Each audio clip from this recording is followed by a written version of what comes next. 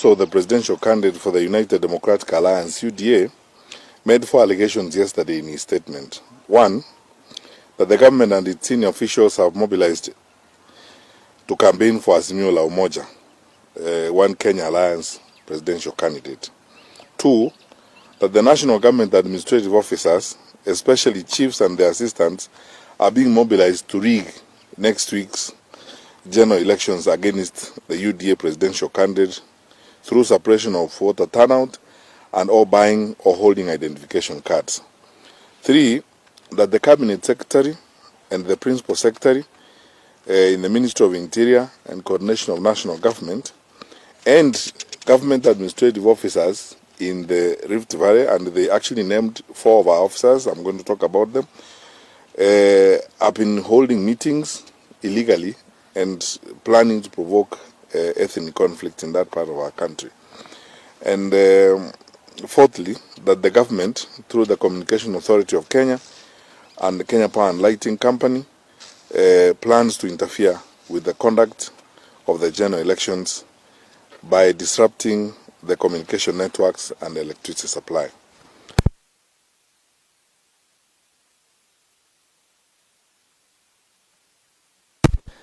I have expressed clearance from the president to do this press conference because I couldn't if I didn't have clearance from the president to do it, because that is how an orderly country is run.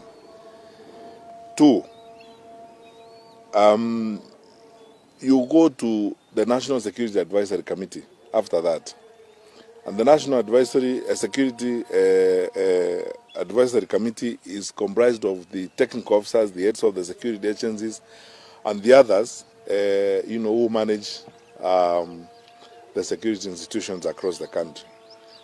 Then from there we go to the respective ministries, and from the ministries we go to the regions, from the regions we go to the counties, from the counties we go to the sub-counties, all the way to the sub-locations. Right from the sub-location, the assistant chief chairs the security committee at the sub-location level. The chief chairs the security committee at the location level, and all the way to the National Security Council. The security sector is a very regimented arrangement. You don't have the freedom, and you have no capacity to work outside of it. When we take decisions, for example, if we have to communicate policy to the chiefs and to the DCs and to the regional commissioners, it has got to flow directly from the National Security Council. I am not aware, because there doesn't exist a discussion that has happened at the National Security Council authorizing us to meet the chiefs and instruct them to campaign for anyone.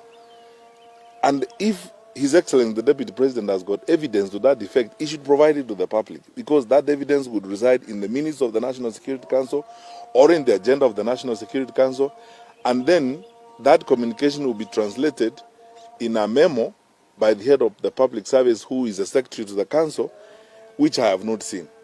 I am not aware of it. Have public servants been mobilized to campaign for any particular candidate? The answer is no, because that information would be resident in a circular by the head of the public service. I have not seen one. I have not seen any communication from the Public Service Commission itself to public servants.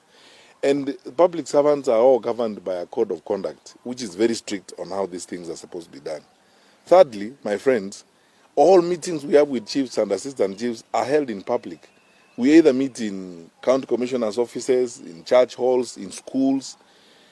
The most recent meeting that PS Kibicho and I had with the chiefs of Nyamira and Kisi was held at Tombe Girls, in a public school, a public place where everybody can access. Government is not a secret society. These allegations create an impression that government has been operating like a secret society. Government is not a secret society, which meets somewhere under a tree and conspires. We're not engaged in any conspiracy against anyone. And the things we do are guided by an agenda, and in most cases, we take notes of this. And I am not aware, and we have never had meetings anywhere to instruct chiefs or instruct assistant chiefs to do whatever needs to be done. Fourthly, which I think is an important point to make, the interface between national government and county governments in the implementation of public policy is done through the national government administration.